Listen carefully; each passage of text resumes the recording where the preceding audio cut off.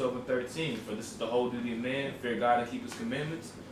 That's how you show yourself a man, is in behalf of following the law with faith, man. Mm-hmm. That's how you orchestrate your life. We orchestrate our life around the scriptures, man.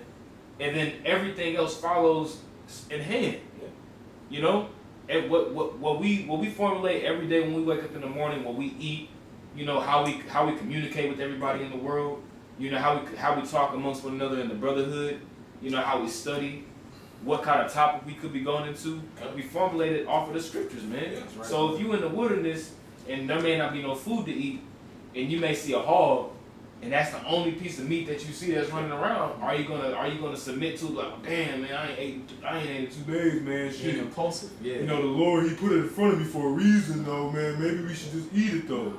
No, man. That left hand did. Yeah, show your integrity, man. You never know, the Most High could bring quails out the sky. Yeah. You know what I'm saying?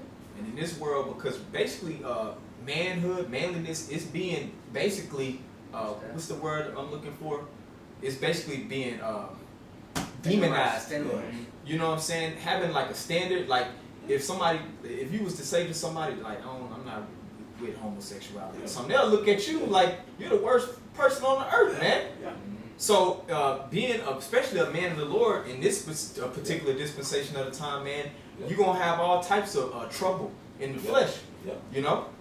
But that, hey, it's another scripture I'm going to get to later, but I want to get this. Will you finish with yours? Let me use the last part again. It says, for by it shall you obtain glory. You know? Yeah, go ahead. You got it. And that's how we're going to obtain glory, man. You know, it's by standing up for Yahweh Hashem Yahweh Shai, man. That's right. Standing up for what his word says and not conforming to what Esau may have to say. Because if you really think about it, and what 2 Maccabees, the 7th chapter, man, that's a prime example of how to stand up for the law, man. That's right. You know, standing up for Yahweh Hashem Yahweh Shai, knowing that you're gonna come back. Yeah. You know what I'm saying? Yeah. We know that we're gonna come back, man. That's right. Regardless of what happens on this side to us, man, for standing up in the faith. That's right. You know? Because the brother, like, your call, he was saying, like, at the end of camp, like, man, you gotta be in your mind, like, willing to die for this thing, man. You don't know what's gonna happen, bro. Like, shit's finna hit the fan in America, and we gonna be in Babylon too. So really, it's time to prepare your mind more and more for being a man. Would you finish? I'm gonna get this. It's about 8 verses I want to go into, but I'll try to get through it as quickly as possible. Much, right? But this is Wisdom of Solomon 3. Salaki. Yeah, Wisdom of Solomon 3:1. It says, "But the souls of the righteous are in the hand of the Most High, and there shall no torment touch them." If I could, the brother used the example of a hog coming on. Let's say we have a camp or whatever you want to call it. A hog comes over there, and are you tempted to eat it? See, that's one way to look at it, but another way to look at it is, what is the pig created for? You know, we have this facility that we created. The Most High may have put that pig or whatever there to do its job. So as we are men of understanding, we see that hog, what does a hog do? It eats all that dead flesh and all that. So that's a blessing in a way. To a man of understanding. Like the brother brought out, these niggas, they gonna cut his head off and you gonna hear shit frying in the background. You know what I mean? So, bro. Nah, yes, that's beautiful, bro. But it says, "But the souls of the righteous are in the hand of the Most High, and there shall no torment touch them." So, like I was referencing that hour of temptation, where brothers might have to face torment or torture for rejecting that RFID microchip, man. But if you got faith in the Most High, man, we ain't worried about nothing, man. Ain't no harm gonna touch us. And if so, what? If we do get put to death or be a martyr for the faith, we already know we gonna come back, and we deserve it. And hey, kind. But it says, "In the sight of the unwise, they seem to die, and their departure is taken for misery. And their going from us is to be utter destruction, but they are in peace." You know what I'm saying? So basically, like when we, you know what I'm saying, going out on the highways and the byways, teaching the word, all types of people coming up against us, man, they think or they see things happening to us, because the scriptures also talk about the foolishness of preaching. You know what I'm saying? The Most High is using the things, what that scripture in Corinthians, it says he's using the things that are so-called unwise on this world to confound the things that are so-called wise. You know, so that's us.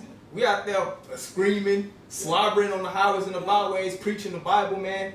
And to these people, it seems like, man, we bums and that we ain't making no progress. Yeah. Like, if they can have it their way, they'll kill us, man. But we know that this brings the Most High glory, and we got peace of mind because we know that we're doing the righteous thing, you know? That's right. It says, for though they be punished in the sight of men, yet is their hope full of immortality. Yeah. And if I can say something, man, that just made me think. That kind of goes right back into what we said earlier, like in the Maccabees, the 7th chapter. Kind. You know what I'm saying? Though it says, though they be punished in the sight of men, yet is their hope full of immortality, man. Mm-hmm. Because ultimately, man, if our shit is to fan, and somebody comes up and with an AK-47 and sprays every single last one of us, and Lord forbid that doesn't happen, we already know the outcome, man. Look, through the spirit and power of Yahweh Shem Yahushua, man, we went out doing the work, man. Exactly. That's a righteous death, and that's actually a righteous way to go out, man. Because ultimately, when the chariots come, Lord willing, you one of those men, you gonna be on the chariots beaming up your other brothers, man. Exactly. Right. With Yahushua and the angels, man. That's You right. ain't gotta go to work the next day. Yo. It says, verse 5, it says, and having been a little chastised, because, like, really, man, like, we deserve death. Yeah. It says, that's why it says being a little chastised. Like, really, this ain't nothing, man. I can tell you right now, man, the things that we're going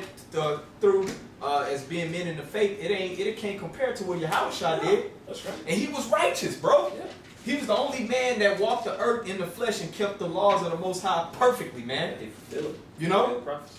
Yeah. So it says, and having been a little chastised, they shall be greatly rewarded. So that's the hope, Yeah. you know?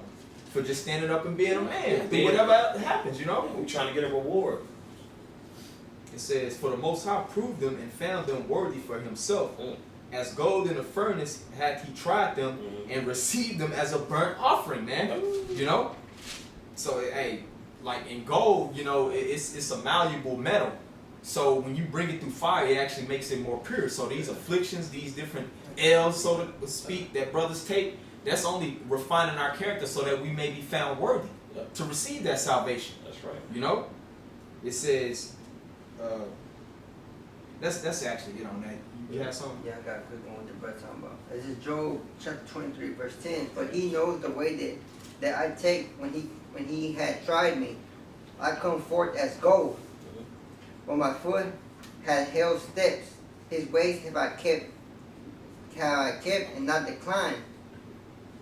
So the brother talking about he gonna try us as gold, you know? Yeah. When Esau comes, Yeah. he gonna try us. That's why we're going through all this suffering when coming to this truth. Got it. He just trying to refine us, you know? Right. And my foot had, like he said, my foot he have held my steps. He gonna keep in his righteous steps. He knows he's gonna try us, but he gonna keep it in the same path, the old path. Yeah. Like it says, he gonna keep it right in that path that he wants us to. You Yeah, know? that's right, But brother. hey, that's a beautiful thing, being tried. Hey, that makes me even more joyful about being tried because people, man, they're so out of touch with reality. Yeah. Like you got some people ain't even witnessed a damn fist fight, like going live right in front of them. Yeah. So when all shit hitting the fan, even though like we might be fearful in certain ways, the Most High is basically preparing us now to when all this shit really hitting the fan, we're gonna be in the right mindset. That's why the scripture says, we always quote in Isaiah 33, that wisdom and knowledge shall be the stability of thy times. That's right, brother. You know, and the strength of our salvation, ultimately. That's right. Would you have more, brother? Yeah, obviously, Second Ezra chapter 2, verse 43. And in the midst of them there was a young man of a high stature, taller than all the rest, and upon every one of their heads he set crowns, and was more exalted, which I marveled at greatly. So I asked the angel and said, Sir, what are these? He answered and said unto me, These be they that have put off the mortal clothing, and put on the immortal, and have confessed the name of the Most High. And confess the name of the Most High. Yeah. Nate, IUIC. That's right. So the real men of the Lord, the elect that the scriptures talk about, man, they gonna stand greatly and they gonna confess the name. Yep. Which establishes there has to be a name to call on. Go ahead. Now are they crowned and receive palms. Then said I unto the angel, What young person is it that crowneth them, and giveth them palms in their hands? So he answered and said unto me, It is the Son of the Most High, whom they have confessed in the world. Then began I greatly to command them that stood so stiffly for the name of the Lord. That's who? Yahushua. That's right. Okay? Because trust me, Like the brother Mike always says, yeah, we look crazy as hell. We think Jake coming out the well, Salakia. We believe that Jake coming out the sky to save us, which through the Spirit he is. That's the only hope we got, man. Yeah, and that hope, man, is what's gonna make the true men of the Lord stand in that day. They gonna That's gird up their loins. They gonna That's be right. sober. Right? They gonna act with integrity when our backs against the wall. Lord. Yeah. Exactly. You know what I'm saying? Those gonna be the men that's gonna receive their glorification and being risen up in that day, man. That's right, brother. You know, being real men. That's right. Okay. Yeah, and it says those men, they confessed the Yahweh Shah in the world, because we're in a world that's set in complete opposition to Yahweh Shah. This world hates Yahweh Shah, because in Revelations, I believe the first chapter, where it talked about they crucify Yeah. Yahweh Shah, that means to basically cross out, man. And that's everything. And right now, you got niggas that don't even want to talk about we can call on the name, or establish that there is a name that we can call on. But the elect men, those real men that were set up to receive salvation, they gonna confess that name, man. That's right. You know what I'm saying? Because That's the scriptures also say that he that ashamed to confess his name, Yeah.